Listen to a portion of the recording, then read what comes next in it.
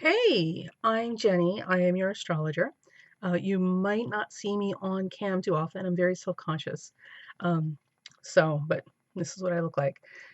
This month's free reading is given to us by one of the lovely subscribers on Astrolada's channel.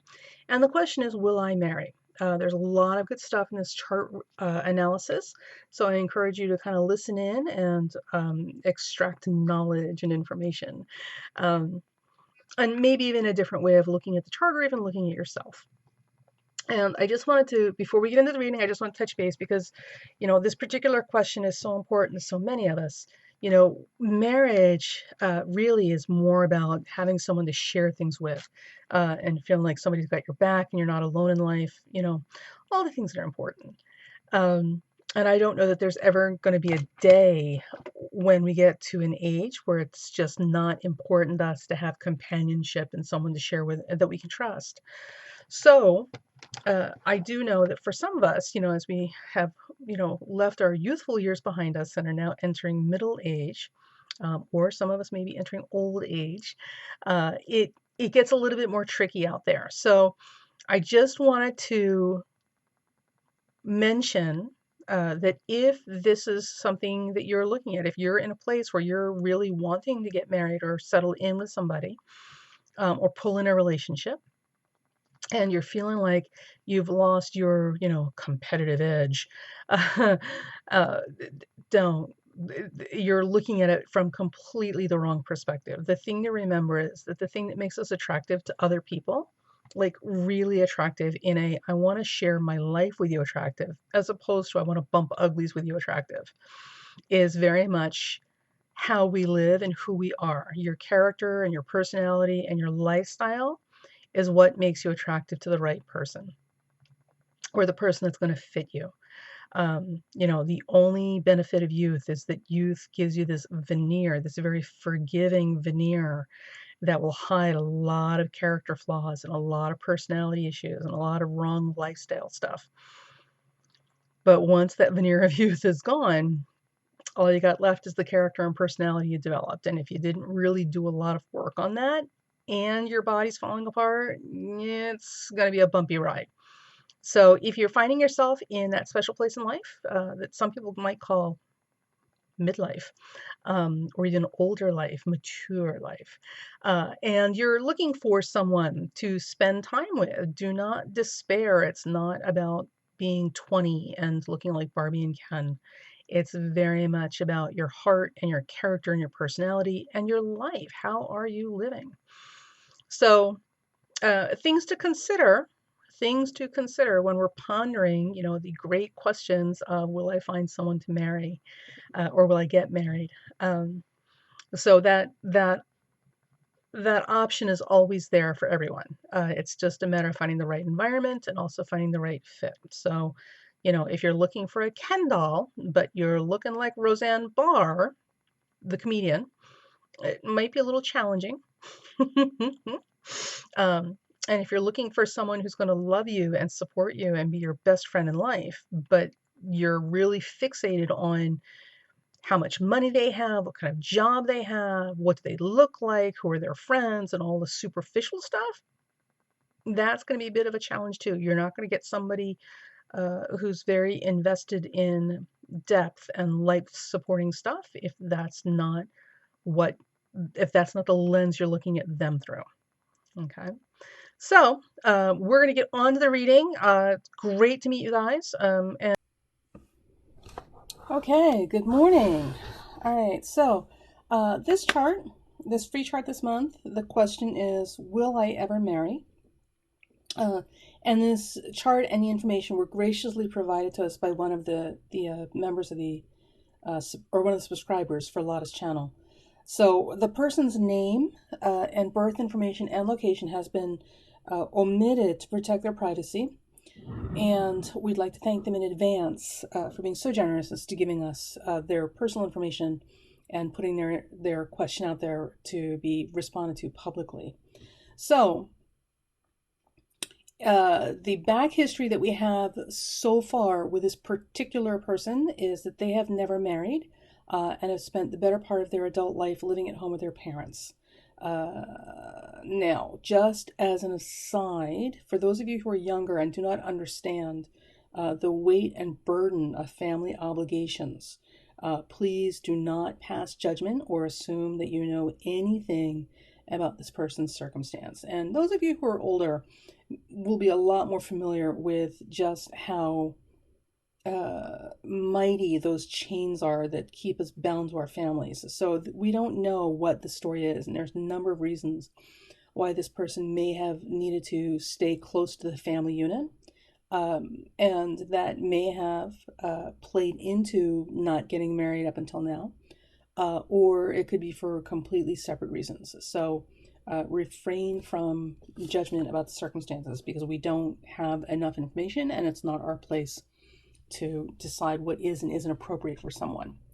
Okay, so this is our chart, and there's a couple of things I want to draw your attention to immediately that pop out very large and are very specific to relationships, right?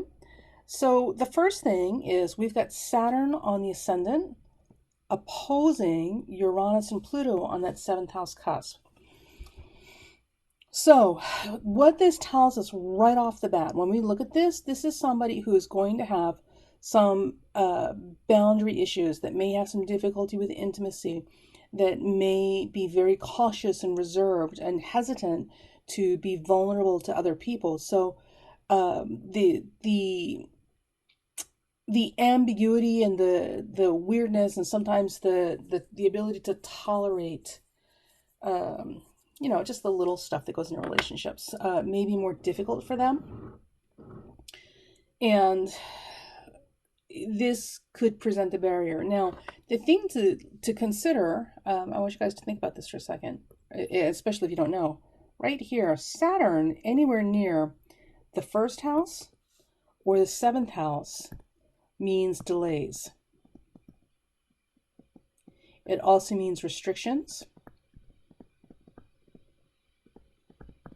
And it also means obligations. Now, there are a lot of people who like to throw around the word karma when they see Saturn because it's a nice, nifty, convenient word. But the real actual definition of karma is consequence. So every action we take is dharma and also thought, and every resulting outcome from that action or thought is our karma. So karma is not necessarily this big mystical thing about what happens to you in another life. It's very much in the here and now, and karma literally just means outcome or consequence. So with Saturn on the ascendant, what we are showing is that there is the sense or the feeling of tremendous restriction that goes with relationships and being close to people. So there may be some fear and hesitancy because the sense of responsibility that comes with being in a relationship and the responsibility to the other person may be large enough that it is off-putting or a little overwhelming, maybe more than we can deal with.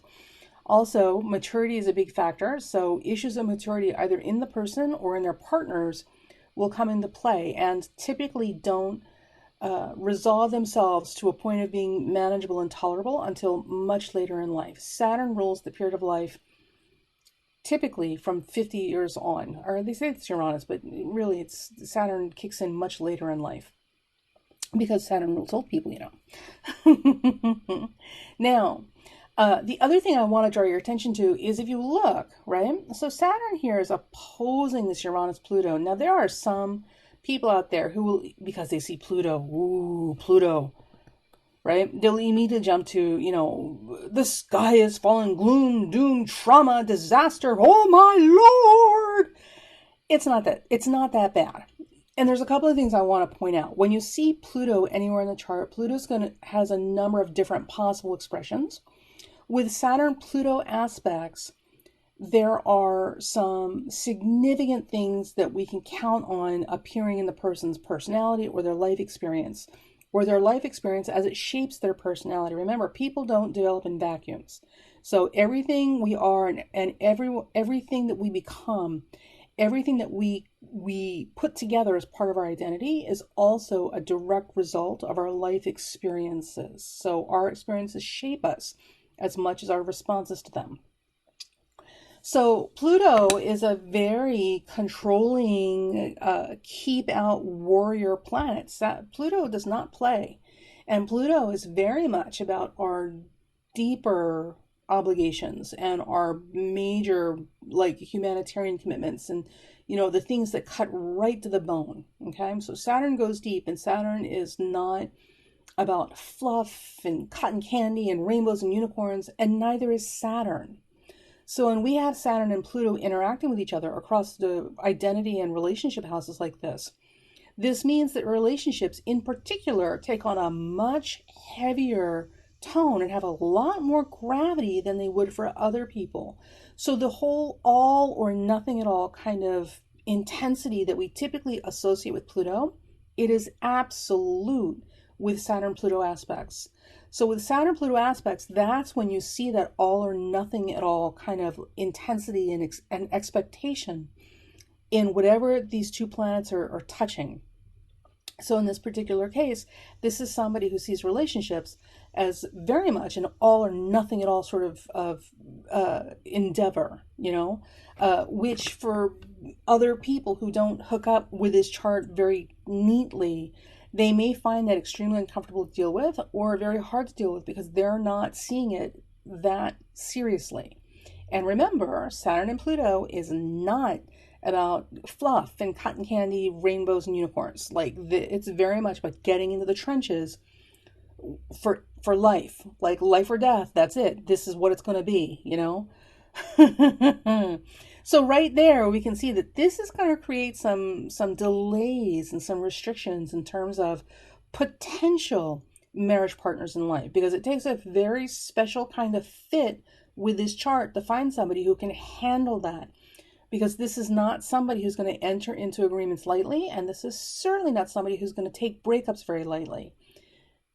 And the difference is, unlike the psychotic bunny boiling stalkers who you have no idea what you've just gotten into until it's too late, people with heavy Saturn-Pluto aspects, and especially in the angles, you can feel them coming. They're not hiding anything. These are the least conniving people on the planet. Even though it may seem different, they're really not, because it's all right there where you can see it.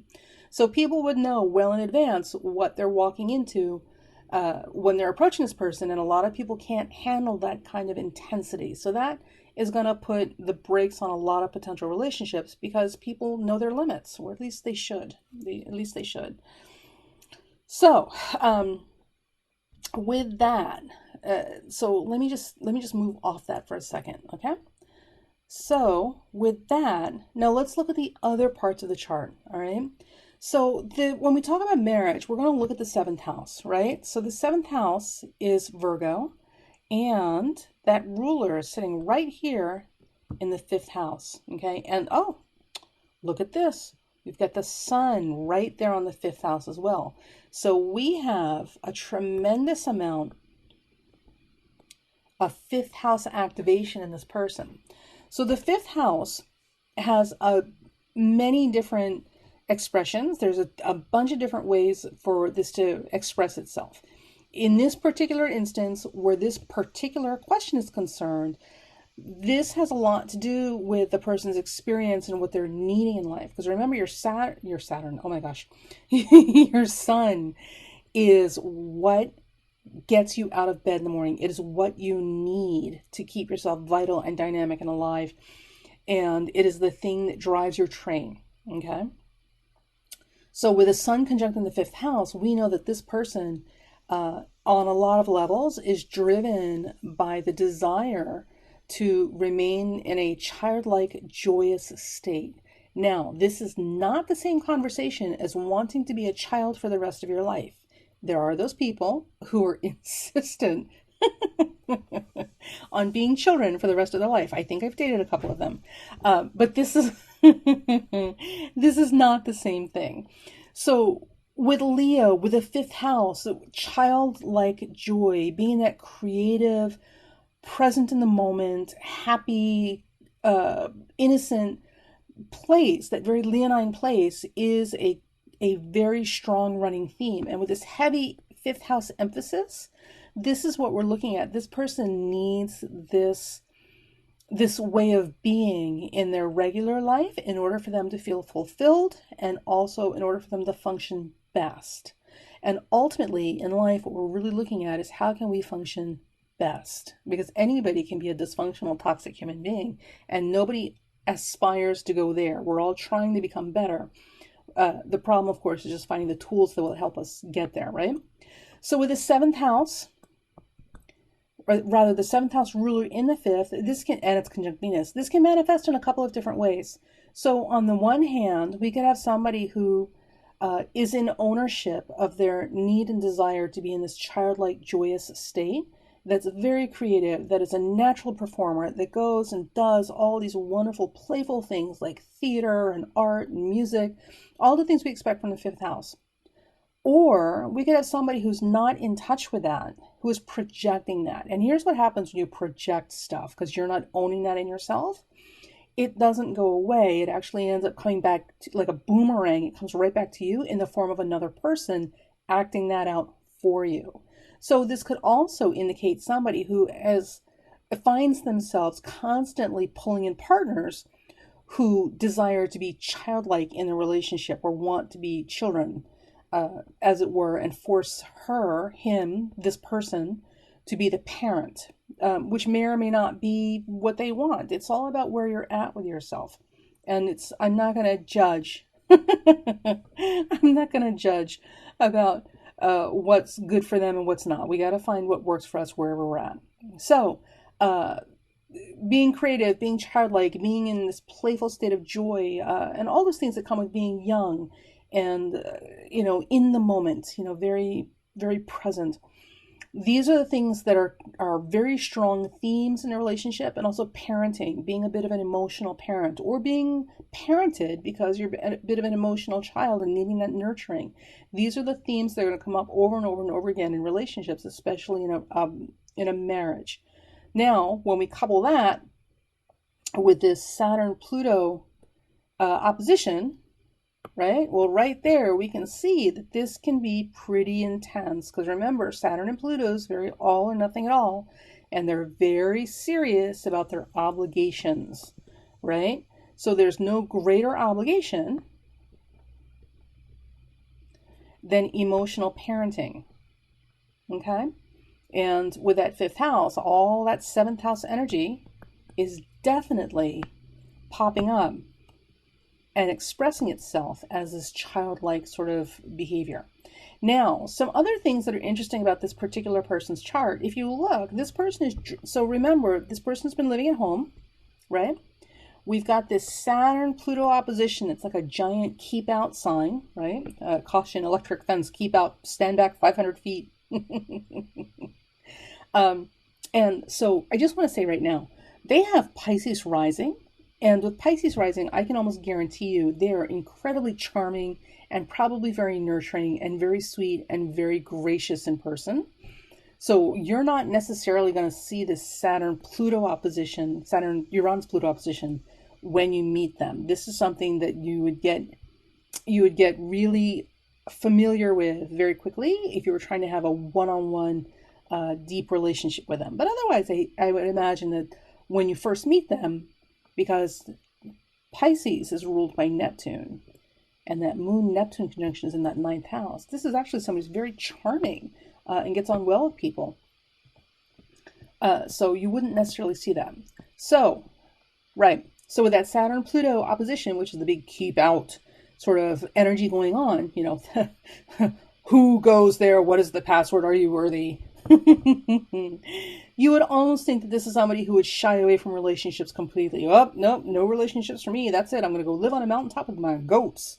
But that's not the case, because along with all this beautiful fifth house stuff, look at this. We have Mars in the relationship sign of Libra, okay? And Mars in Libra drives us to partner with other people, to interface with other people, to have social intercourse, not sexual, social intercourse with other people. Mars in Libra is a people person. Um, they like having that feedback and that pushback from other people. They like having, seeing the world from a different set of eyes. They like that opposing viewpoint because they're constantly trying to find balance. So with Mars in Libra in the seventh house, what this also means is this is somebody who's almost to the point of being codependent. And listen, don't kid yourself. You're probably codependent too. It just shows up differently. So there's the almost a hyper reflexive concern about how other people are feeling and if they're okay and how their relationship's going. This person with Mars in the seventh house, especially in Libra, it's amplified in Libra, puts a lot of energy into making people feel okay and to making sure that relationships are working. And this is a good thing, or it can be a good thing, with healthy boundaries. The problem is with this type of personality, it's very easy to get taken advantage of if we don't have really good, strong, healthy boundaries and support systems built into our lives. So a lot of times with this Mars and Libra in the seventh house, it can create some unpleasant experiences with people because, seventh house. And also remember, we're drawing in children, adult children, who, our children are not known for taking responsibility for things. So that could easily lead to that Saturn-Pluto opposition across the angles being so necessary. Okay? Because if you're constantly in a position where your good nature is being taken advantage of course you're going to develop some very rigid walls around you because it's a form of boundary. It may not be the optimal boundary, but depending on the circumstance and the people involved, it may be a necessary boundary. So we can't say that somebody shouldn't be the way they are. We have to look at why they ended up the way they are and how we can put them in environments that allow them to be a better version of that. Okay, so this may be someone who's been, assuming that they're still living near where they were born, that has been that has been, that has been taken unfairly advantage of by people because of their good nature. So those boundaries, those tough boundaries may have been necessary in that particular environment. So the other thing, right? So we've got this fifth house energy. We've got this Mars and Libra, which is absolutely about relationships and making relationships work and trying to keep them fair and balanced and making sure people around them are okay. Oh my gosh. And look at this. We've got a Moon-Neptune conjunction in the ninth house, in Scorpio no less, right? So Neptune is the ruler of the ascendant, okay? And the moon represents our emotional needs, our subconscious, unconscious profile, right? So the moon is very sensitive and the moon is very much about our emotional landscape. And with a Moon-Neptune conjunction, people with this particular aspect, regardless of sign placement, are always much more sensitive. They're very daydreamy, they're very creative, they're much more easily hurt. They're not built to deal with the rough and tumble interactions of selfish people and coarse people and vulgar people. It hurts them in ways that we aren't necessarily understanding. So like my best example is when they talk about autism. For example, autistic people, one of the things they're learning is that autistic people tend to be hypersensitive to stimuli. So physical sensations, sounds, lights, colors. It's like wet chalk on a chalkboard to them. They're hypersensitive to it and it makes them crazy. So things that we take for granted and don't even feel or notice, imagine the volume turned up like to 100 and then you have to deal with it.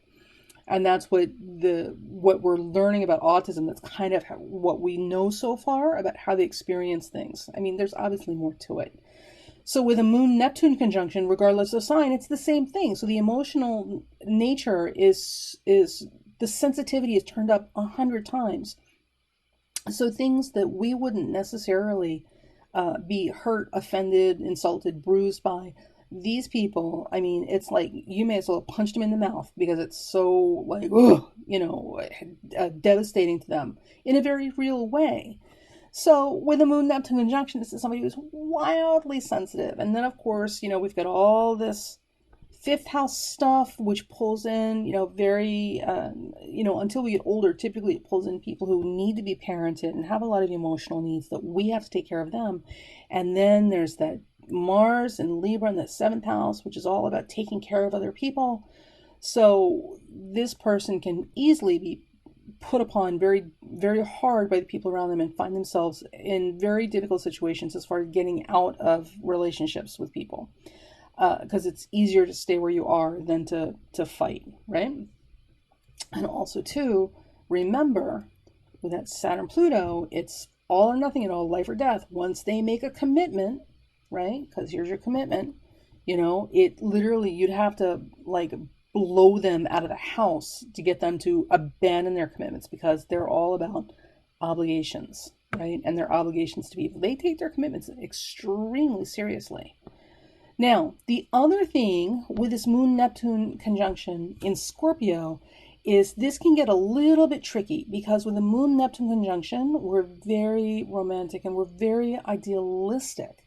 So we have some really beautiful ideas about how relationships should work and what are deep, intimate connections with other people, especially of the one-to-one kind, how these things should play out and how they should feel, almost to the point that it may not be possible with another human being for more than a few moments at a time. But Moon Neptune wants this all the time. They stand with one foot in this world and the other foot in the other world. And in the other world, where we're not in physical bodies, in the physical world, that level of deep, intense communion is possible because there's nothing else to have to deal with. We're just pure energy. But here in the physical world, in the physical body, with personalities and identities and egos and all the stuff that helps create the physical identity in the world, the reality we live in, it tends to be a lot more abrasive and it's a lot more difficult to maintain those high-minded, esoteric, cosmic kind of union. So also, with a Moon-Neptune conjunction in Scorpio, Scorpio, anybody who's familiar with Scorpio, above and beyond the tabloid, sex maniac kind of PR.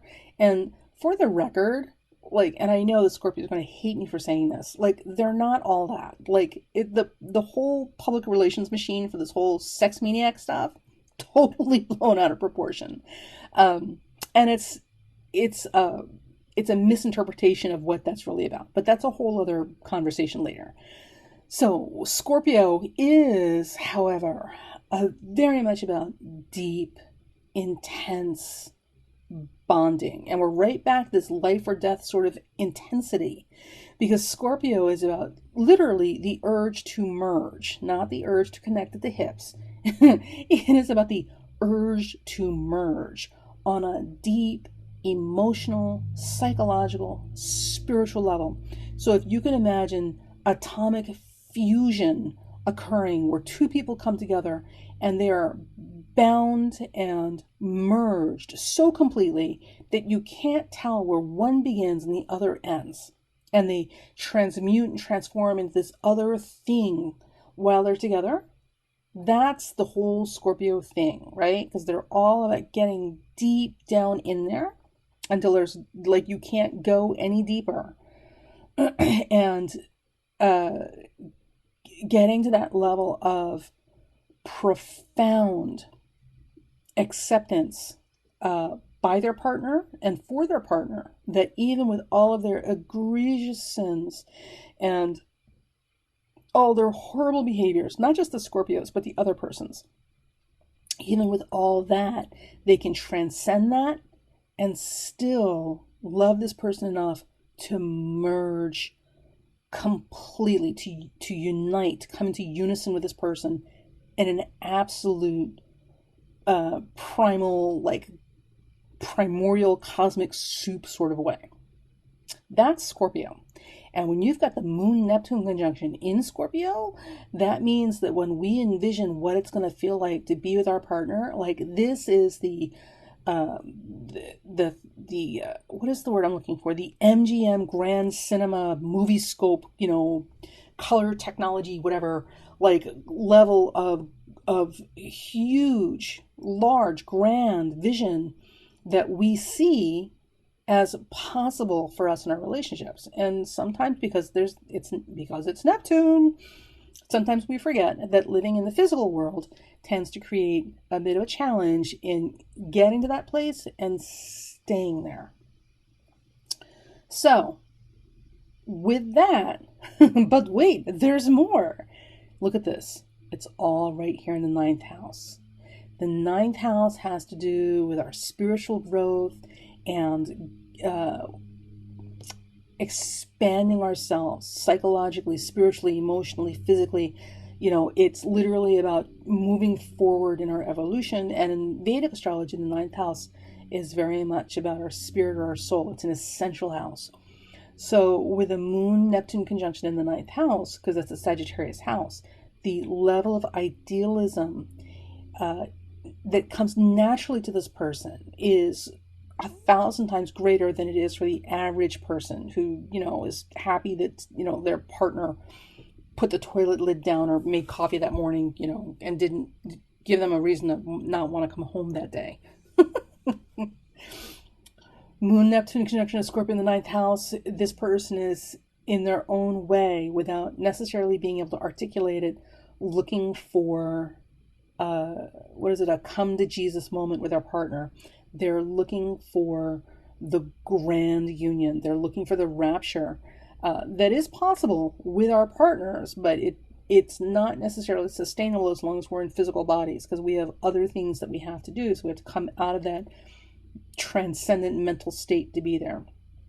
The other thing is that this makes this person, because they are so idealistic, makes them very prone to getting involved with the vision or ideal or potential in a person rather than the reality-based, physical, in the here and now manifestation of what they're actually working with.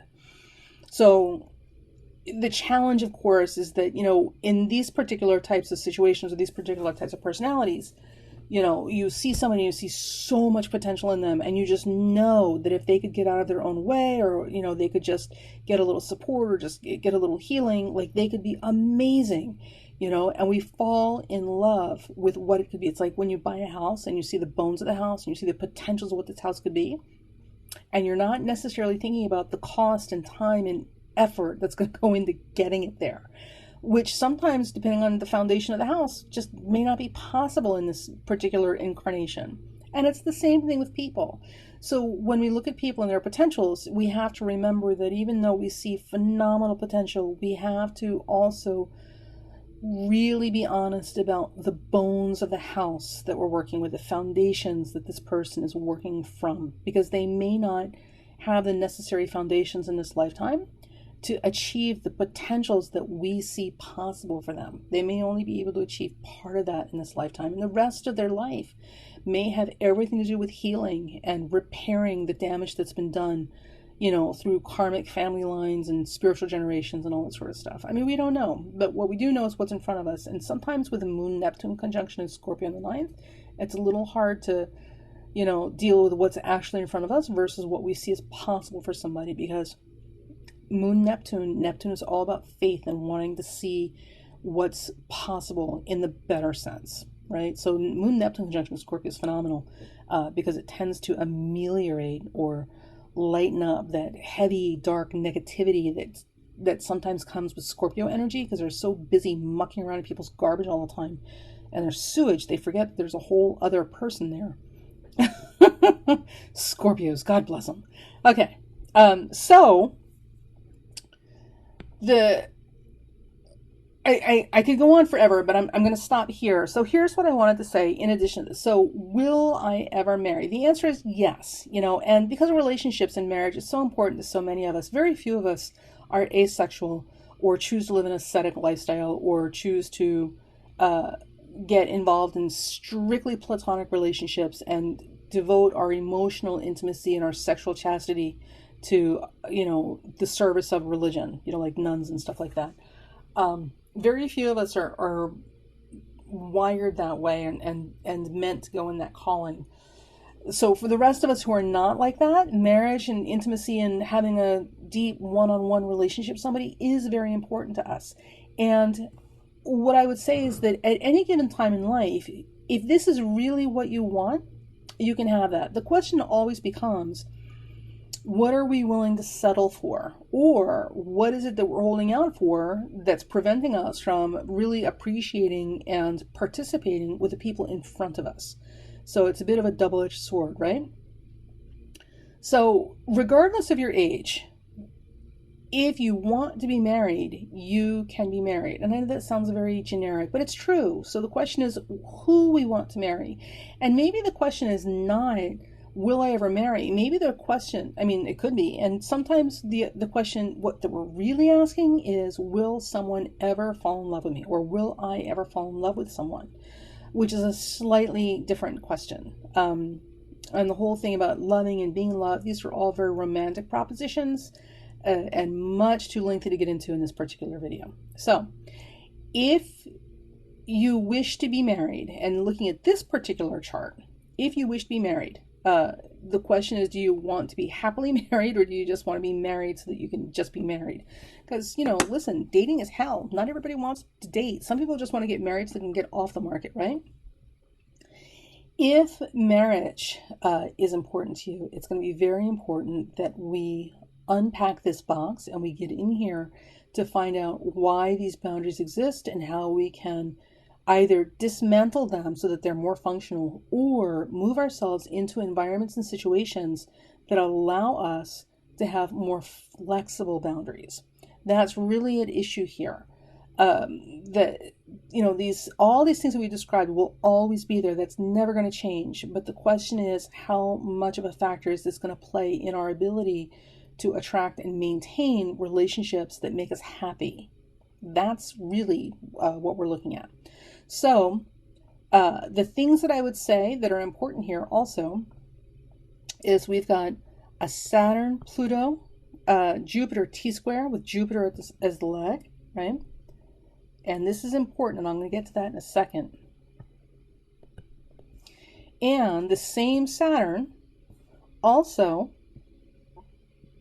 is part of a grand trine with the moon and Neptune and sun. This is a beautiful aspect to have, but it's also a little challenging. So on the one hand, this grand trine offers us a lot of protection in life and a lot of support. So we have a lot of supports that keep us okay and safely navigating the ocean of people that we're dealing with at any given time.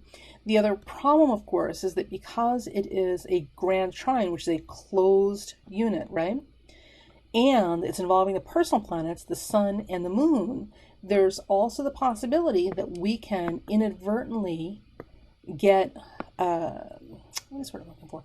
That we can inadvertently find ourselves in a closed loop system where we just don't need to participate with other people. It's kind of like being on our own little island. We're good where we are, and we don't really need to be out amongst others. We don't have as much drive to extract what we need from other people, because that grand trine keeps us happily sustained on our own little island. So that can be a bit of a challenge.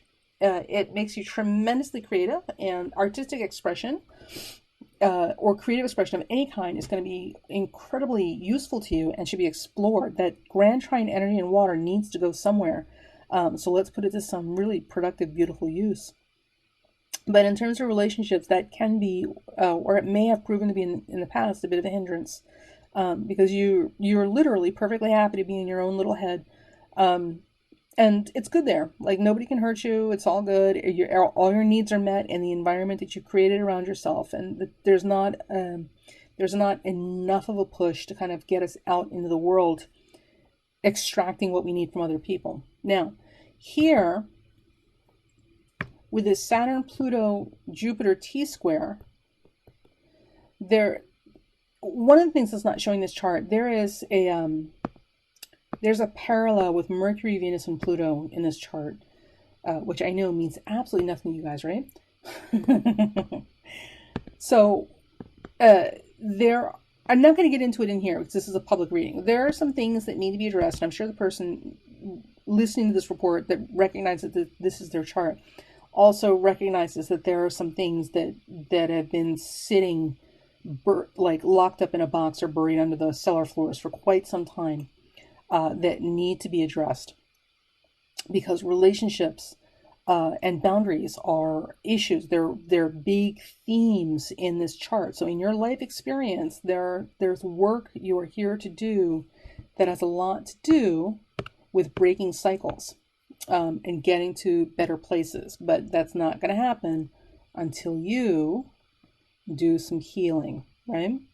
So I would if you know what this is, I strongly recommend that you find someone to work with to help you work through these issues so that you can have better, healthier, more flexible boundaries, so that you can get the love that you want and deserve, and you can get the emotional parenting that you need, or you can give the emotional parenting that you have such a genius for to people who are going to appreciate it for a change.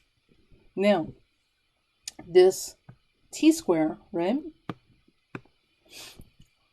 With T-squares, all the energy goes down to the leg, okay? So this becomes the trigger or the thing that drives this lever. And right here, this Jupiter is in Gemini, in Regal, the fixed star Regal, on that 4th house, right?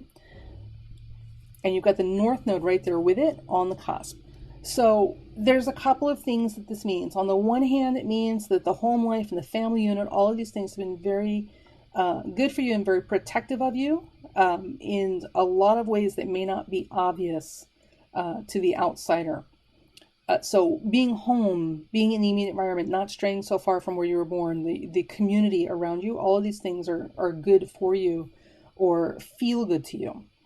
In Gemini, the need to communicate is paramount. So expressing yourself and communicating and talking about the 4th house, which is your childhood, will prove to be very beneficial to you. And with the North Node, there's something about your personal childhood that is going to be very relevant and important to other people.